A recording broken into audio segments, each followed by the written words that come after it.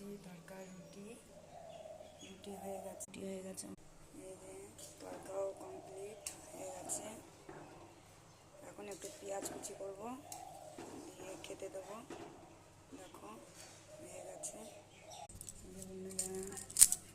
পেঁয়াজ কুচি করছি, খেতে দেবো। তোমার দাদাভাই এক্ষুনি চলে আসবে, ছেলে এখনো ওঠেনি, ডাকছে উঠছে না।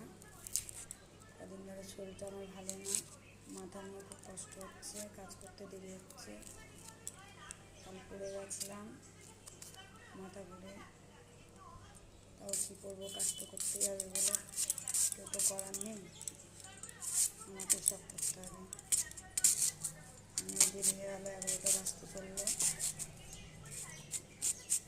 আবার দুপুরকার খাওয়ার করতে হবে, কখন হবে।